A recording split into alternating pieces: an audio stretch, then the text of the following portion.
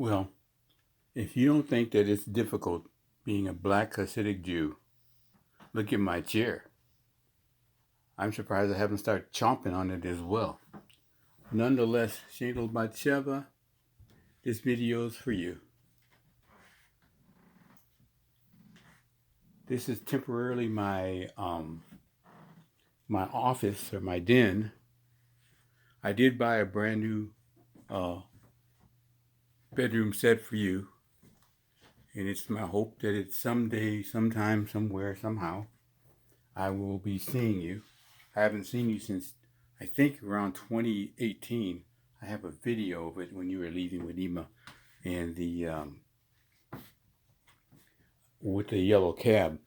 But notwithstanding all the tens of thousands of dollars of criminal damage to property, the thefts of my farm from Shoal, and the thefts of my brand new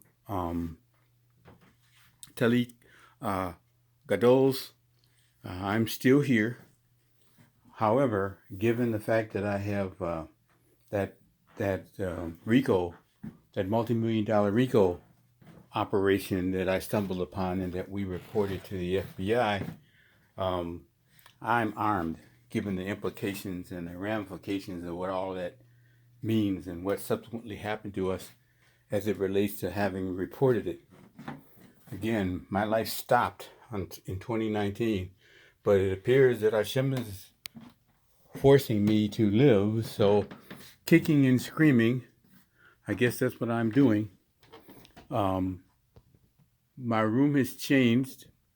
I always, as you know, I always liked art and sculpture and things like that, being that my mother forced me to go to the Milwaukee Art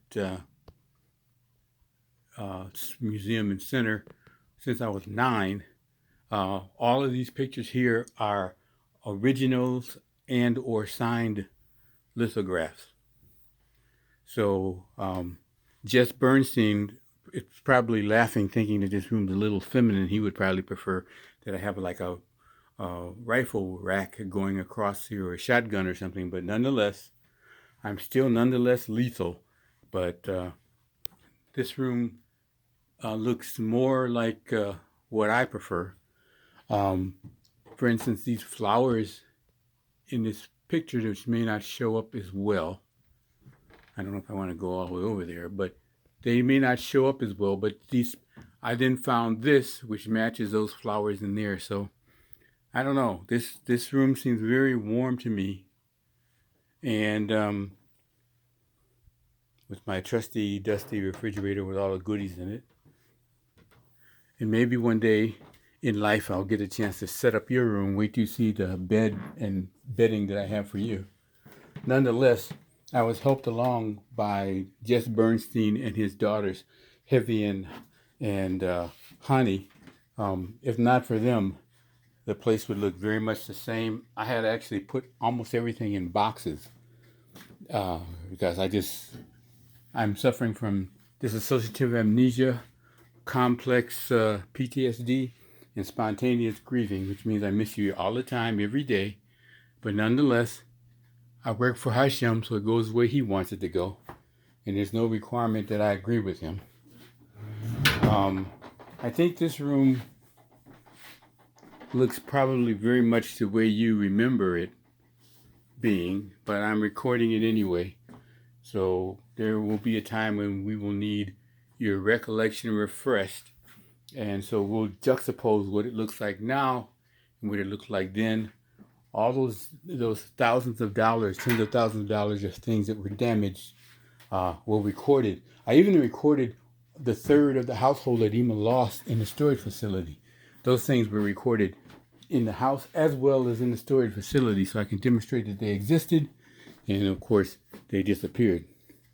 But as Jess and I were talking about, when you're suffering from a whole lot of pain and suffering, you sometimes say, Hashem, you see what I'm trying to do? You see what I'm trying to be? Why would you let all these things befall me? And then you say, okay, Hashem, if you exist, then do a miracle so that me and me alone would know that you still see me and that you still care and that I still matter. and how you'll say, okay, fine. If you exist, let it rain. So it just rains on you in an elevator. And Jess and Bernstein and I were laughing about that because Hashem has been blessing me exceedingly, but he's been doing it in ways that only I could appreciate that, in fact, these are blessings. And it's made me shut up about the pain and suffering, because the pain and suffering still goes. It's still ongoing. But the environment in which I have to suffer has changed dramatically. I mean, dramatically. I'm talking about being blessed exceedingly. That certainly was happening here. I miss you terribly. I can't believe, but I should have, that people would operate the way they have. And so, as the Lord liveth, given the fact that you're a Jew, you're not a convert. I'm a convert. You were born a Jew. As the Lord liveth, given what has happened to us, for all those people that were kind to us and forthcoming, may Hashem bless them exceedingly, based on the pain and suffering that I'm experiencing now and that I've experienced in the past, that's related to all the things they did, from the hate crimes and the destroying of my sukkah and the thefts of my forum and all those horrible, nightmarish things. Those people that did those horrible things, may God visit on them tenfold what they sought to visit on me. So Mida Keneged Mida, the people that were kind, may they be blessed tenfold with kindness. And the people that were shameful and hurtful and demonstrated all that avarice and hate and stuff like that, may God visit the same upon them and their families as they visited upon mine. I'm lived long enough to know, notwithstanding, that it doesn't have to be at my hands, that nobody gets away with anything, ultimately. And when they experience the things that will be happening to them, may they say, this is happening to us because of what we did to the Benamis. Notwithstanding, I'm not going to use any popcorn. I'm not going to use this as brand new. I'm not going to have all the flavors, and I'm not going to use this popcorn machine until I can use it with you. Other than that, it just stays there. I thought that I would see you sooner than, look how many years it's been. And this is happening to us because we told. I told about the domestic violence in Carol's household. How domestic violence that she visited on Vince, domestic violence that she visited on your mother, so that your mother acted out crazy when she was here. She did very, very destructive things. She busted up stuff for no reason. She would explode out of nowhere. She refused to take her meds, so she got worse and worse and worse. It was bad. And then you probably don't remember, but I do. You probably don't remember the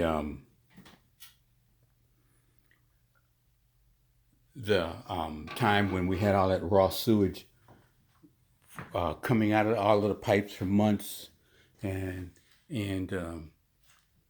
how we went to the Department of Housing and they didn't do anything, and when we had no lights in here in either of these rooms, the lights were totally out, and we had to do Shabbos in the dark. But Hashem is keeping score, and that's good enough for me. If He says these are things that I should be visited upon me to atone for my sins, of which there are many, then okay. But I will tell anyone that I've harmed that nobody gets away with anything. And so, notwithstanding, people should not be in the retaliation business, because Hashem does such a much better job of it, so much more thorough and so much more poignant. And so, amid all the suffering, all the pain and suffering I'm still experiencing, but I'm also being blessed exceedingly. It's beyond words for me.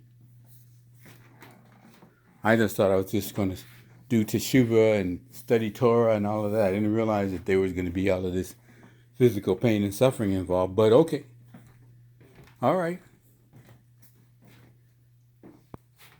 I see everything. It's like I can barely see any of the damages and things that Ema did here. It's virtually gone. You probably remember that the stereo here was over there. It was the Javi and Hani's idea, the Bernstein girls, that things over here should be moved. The stereo that was over here should be moved over there, and all of the Torah should be moved over here in the same room that we daven and eat and all that, which was an excellent idea. They definitely can be my interior designers for life, because most of these ideas and overtures came from things that they pointed out, because I was in a sorry shape, and two little Jewish girls came in and said, okay, this is what you need to do. And I mean, they even said things like, don't laugh. They even said things like, well, Shandel's going to need some house shoes. What they don't know is I did get pairs of house shoes. They said, oh, she needs hair wraps. So look how many different kind of hair wraps I got for you. So all the things they told me I should do, including these blankets and things like that, I did. Including toiletries and everything. And so subsequently, slowly but surely, the house became healthy. And because the house and the environment that I'm in is healthy, I became healthier. I still have the pain, physical pain and suffering that reminds me that I've been in trauma and I'm still experiencing it, but I'm slowly but surely becoming more functional. So, you remember a different bed, but after everything that happened, I couldn't sleep on it. So, this is a brand new bedroom set. And of course, you have a brand new bedroom set as well. I can't wait for you to see it and to be bouncing up and down on it with your friends. But I know they haven't allowed you to call me. They haven't allowed you to visit me. Okay.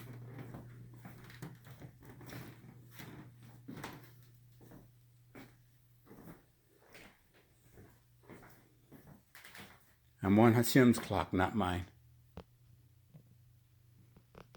So, all of a sudden, all these things are starting to come together. They're starting to make more sense. And because of Jess being irritating and his daughters being very instructive at a very critical time, this house looks much different. And I just wanted you to see it. So if and when we ultimately meet each other, you get a chance to say, wow, look how we changed. Look, you get a chance to see it ahead of time, so you won't be so surprised. And one of these handbills is for you. You get the first choice. No, actually, Leah gets the first choice. She's the oldest. And then you get the second choice of any of these handbills. And then, of course, Rachel, and then Sarah. So I did my part. I think most converts would have quit by now. When they said you have to be prepared to be a Jew all by yourself, I didn't know that they literally meant it. That when we're being instructed that in a place where there are no Jews, be a Jew. Who knew that? At least I didn't. Clearly, the Jews in this community and their progeny learned more from, and this is something that the Holocaust survivors said as well, that taught me to read the Siddur, that the Jews apparently seem to have learned more from the Nazis than the Nazis have learned from them. And that is very true, because the way we've been treated, really a sad statement. But again, I asked to join their club. I asked to join their family, not the other way around. So notwithstanding, I miss you terribly. And your room will be changed over when you come. Um, this part of the desk and this sofa will be removed, or everything will be arranged in such a fashion that it'll be warm and hospitable. So, since I never get a chance to talk to you or see you, I think I got a chance to talk to you once. What, it was November 20, 3 times on November 20th of 2024. Other than that, I'm not being allowed to talk to you. So, okay.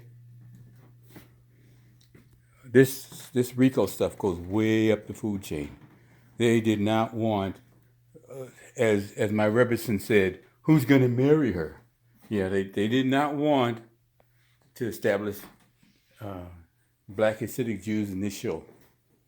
So, I mean, Hashem's the one that brought me here. So if Hashem says leave, I'm gone.